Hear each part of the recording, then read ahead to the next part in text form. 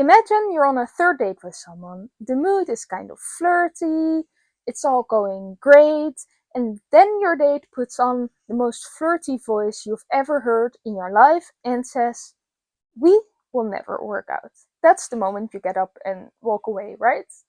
Guys, I have two flirty lines that I want to teach you that women absolutely love. Here's the thing, is I'm going to tell you what they are, and it's going to sound a little bit cheesy because when you talk about how to flirt, it's cheesy. But when you're in the moment and you actually do it, it sounds a lot better. So let me tell you what they are. The first one is when you're talking to a woman and you guys are having maybe a playful disagreement, or you're joking, teasing each other, and then you look her in the eyes and you say playfully, "You and I, this is never gonna work out." It's a subtle push that means obviously you're interested, but you're doing it in a more playful way. Here's number two. If she says something you like, or she's doing something where you'd want to give her a compliment, instead of that, just say, "You know what, that's it. That's it. You've convinced me. You're going to be my next girlfriend, but only for the next 5 minutes." Again, this is a playful way of showing interest. Okay, the second tip is right out creepy, I think. Anyhow, I found this dating coach online and I playfully disagree. See how kind of weird that sounds, I would say. Joking around would have been better in that video, but anyhow, I disagree with a lot of the things he says. I wanted to share my opinion with you about it, because the internet doesn't have enough opinions about dating already. And I find myself very qualified to talk about this because I am gay and I have a partner, and that makes me qualified to talk about this. And this is, of course, the right time to talk about this because Christmas is coming and you don't want your grandma to ask for the millionth time in a row if you have already found a girlfriend or boyfriend. Or a partner, as I prefer, but your grandma probably finds that too serious because in her eyes you're still a 10-year-old, which would be creepy. But that's just how grandmas work. They're always your grandma and they're always sneaking you nice little treats and snacks. That's what grandmas are for. But anyways, you don't want to hear that for the millionth time, so we need to talk about dating advice a week before Christmas. Before we really start talking about this, I'm getting myself through art school, and you can help me with that a lot by subscribing. I would be really grateful if you do that. And if you want to, I have little plushies up in my shop in the link in my bio, and I would also appreciate it if you looked at that if you want to. Yeah, thank you, and let's get started.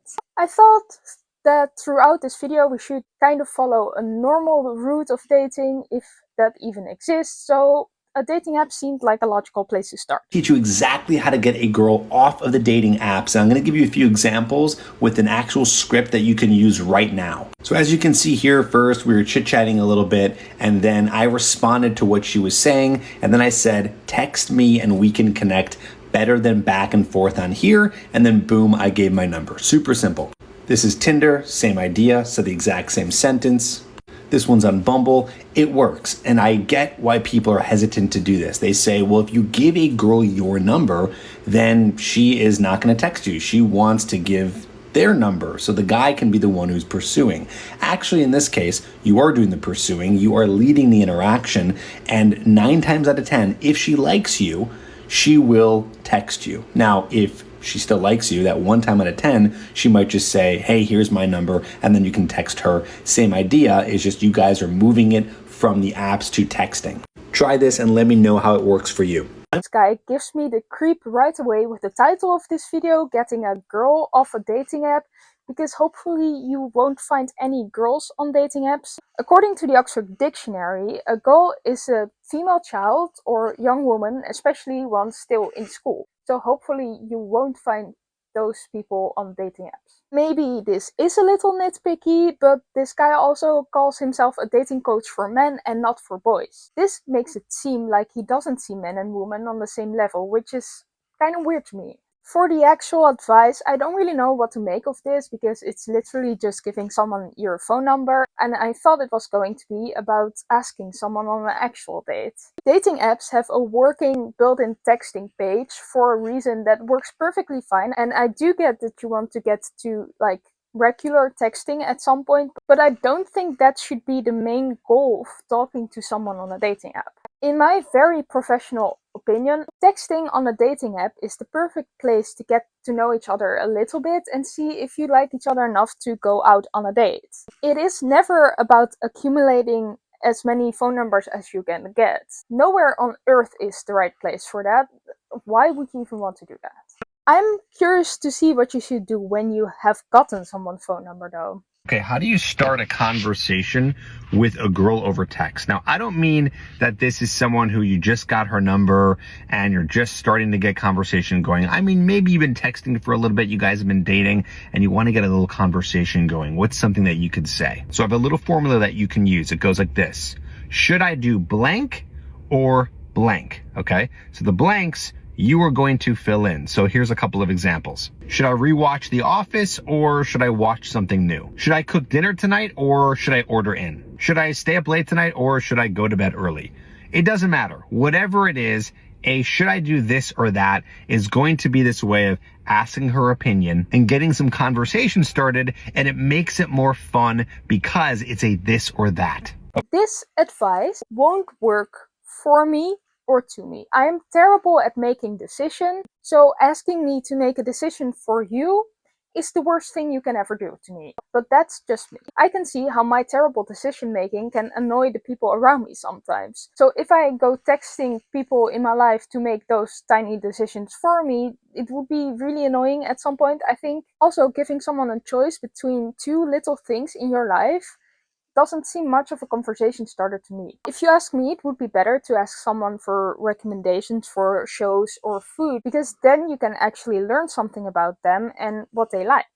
Before an actual first date, we should know what we shouldn't do on that date, of course. First date mistakes that you have to avoid. Coming in at number 1, being too vulnerable. This is a first date. You do not need to get all the skeletons out of your closet. You don't need to tell this person your whole life story. When you're too vulnerable, you're not leaving enough mystery to actually get the person to want to see you again and learn more about you. Why not? I find too much mystery creepy, and you don't have time to cover everything of your life entirely during a first date anyway. Sure, there's something as being too vulnerable for like safety reasons, but being vulnerable or open, I guess, is a good thing on a first date. You do want to get to know each other, right? Number 2, talking too much about yourself. Sometimes when we get nervous, we tend to share a lot of stories, talk about ourselves, and not ask any questions. Make sure you're not leaning towards you talking more about you, and try to make it at least 50-50. Okay, I kind of agree with this one. If you have a nice date though, the conversation will flow naturally, and asking too many questions will make it more awkward in the end. Number 3, being too negative. You do not want to be complaining. You don't want to be gossiping or talking bad about people. Just stay away from that altogether. Toxic positivity is also a thing, just be honest. Number 4, getting into past relationship talk. Don't talk about your exes. Don't ask them about their exes. Keep that out. This is not what this date is about. It's about connecting with her. I also agree with this. Whoa. Number 5 is not giving her a hug when you are saying hello. Please don't force a hug on anyone. Just ask first, maybe. I think that all of this advice is going to make a first date really awkward. Sure, it's not the worst advice on earth, but it's just a lot of things you shouldn't do.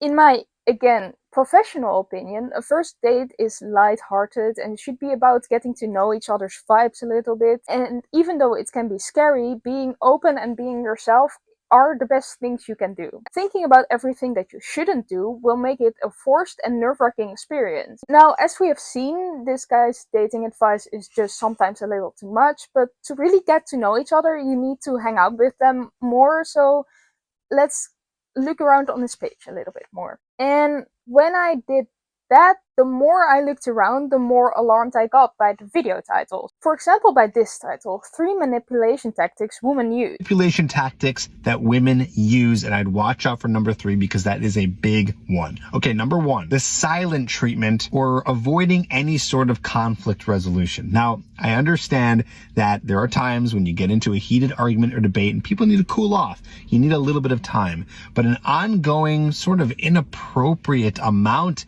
of silent treatment where you're not hearing from the person is a form of manipulation, not treating you with respect. Number 2, this one is terrible. Emotional blackmail. Have you ever heard of this? Let me give you some examples of what this looks like. Any sort of threat to leave or withdrawing love from you. Now, again, I don't mean that happening in a very small amount of time, but if she is withdrawing love from you for so long in order to just get back at you, this is manipulation. Not to get too dark, but maybe hurting herself in some sort of way to make you feel bad, or manipulating your emotions so that you give in to her demands and what she wants. Terrible. And number 3, a little bit more common one, but super important. And by the way, if you're new here, go ahead and hit that follow button because I'm here to help you get to the best relationship possible. Number 3 is her trying to actively get you jealous. And I don't mean that you get a little bit jealous because maybe she's talking to a guy, but you can tell that she's being overly flirty and trying to get a reaction out of you. He talks about all of these things like it's something only women do on the regular. Like, I am sure that it happens sometimes, and I agree that it is bad, but not only women sometimes do this. And I do think that all of these can be solved by open communication in your relationship. And as far as I've seen, this guy never mentioned that on his page, but I haven't seen everything and I can't be sure, but open communication. When a girl is not interested or she's showing signs of not being interested, what you're going to do is run away from her as fast as you can. Let me explain. The best trait that a woman can have is liking you. The worst trait in a woman is not liking you. I don't mean to talk down to you or talk to you like you're a 5th grader, but I'm just trying to reiterate this because a lot of guys don't understand that if a woman is not interested, that's the worst thing that could possibly happen because you're an awesome guy and you deserve someone who likes you. We don't want to chase anyone who's not interested. If someone doesn't like you, including women, you should indeed let it go. However, it's not such a big deal as he makes it seem. Sure, it's okay to cry about it and have 6 bars of chocolate over it. Everyone needs that every once in a while anyways. Whether someone likes you or not is simply just not a character trait. When someone doesn't like you, it isn't necessarily because you're a bad person. So you shouldn't let it get you in the long run. Not everybody is going to like you, just like you don't like everyone, and that's totally fine. That's just called being a human. This dating coach has also said in this video that his viewers are not 5th graders, which I find weird to say in this context. Especially since multiple of his video titles have the word Riz in it. And in my experience, I mostly associate that word with Gen Alpha brain rot and not adult people. So we need to see what this is about. How to Riz over text. 1. Short sentences, concise, never over the top, never in extremely long paragraphs of green or blue. 2. Use her name in texts. People love to hear their name, and there's something about texting a girl's name that's actually very seductive and very confident. Next, you want to be cryptic once in a while in text messages where she doesn't know exactly what you're thinking. Here's a few examples. I just saw the craziest thing. Or I just thought about the craziest thing. Or you'd laugh if you knew what I was thinking right now. That last thing is the absolute worst. With texting, you already miss so many real-life context clues. Don't be vague in a text. That's the worst thing you can do.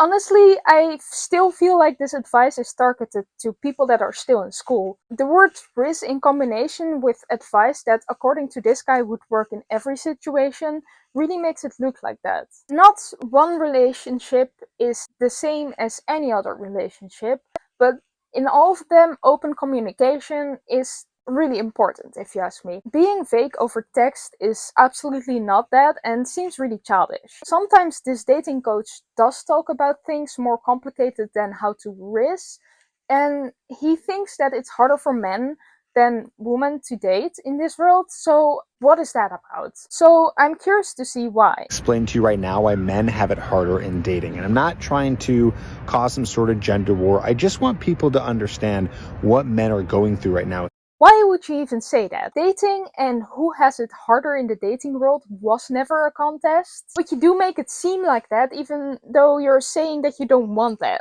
Especially in 2024. If you break dating down, there's 2 main focuses of dating. One is getting some traction with people. So you are actually getting some traffic. You're going on dates. You have opportunities to even get a date. That's part one. And then part two is filtering. It is feeling out if this person is going to be a good fit with you, if you vibe with them. You want to see if it's a good match. So again, part one is getting people in the door, and part two is this person a good match? Now, with that being said, men have to do parts 1 and 2. Women only have to do part 2. Let me explain. You see, women get hit on all the time. They get DMs, they get approached, they have lots of options online. Men at default do not have that. So women only have to focus on one part, and that is the filtering. Men have to focus on both parts. They need to get to the point where they actually have enough options. Now, I can hear women now, they say, well, yeah, I have all these options, but none of them are good. Well, what do you think the guys are going through? When a guy gets to the point where he has a lot of options, there's also not a lot of good options. None of us have good options. There's only going to be a select few people that we actually match with. So he's just assuming that women have this gigantic line of men in front of them begging to date them? Because that's an insane thing to assume, and I've never seen that in my life, and I'm curious to see where he gets that from. Boy, do I have some news for you. Women also need to put themselves out there for dating if they want to.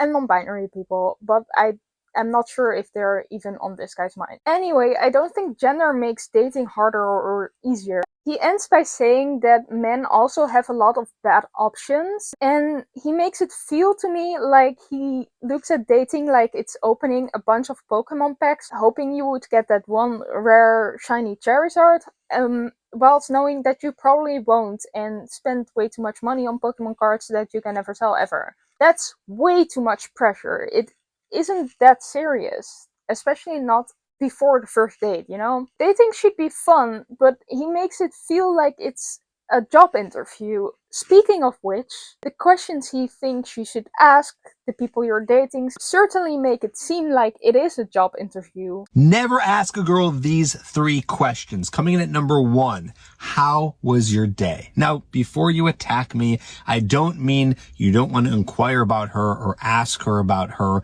but there's just more interesting ways to ask how was your day. And you want to stand out, don't you? Instead of being just a normal guy asking the normal questions. Instead, ask her, what was the most exciting thing about your day? Or another good one is ask her, what was her rose and what was her thorn of the day? That makes it more interesting. I don't think that the way you ask questions is the thing that should make you stand out. You simply cannot keep that up for years and years. How about just simply being yourself? That should make you stand out enough. Because I love how everyone is different and has different experiences that make them as a person. Never ask a girl, why are you single? Yeah, that sounds like it could be almost a compliment, like, oh, you're a really cool girl, you're attractive, why are you still single?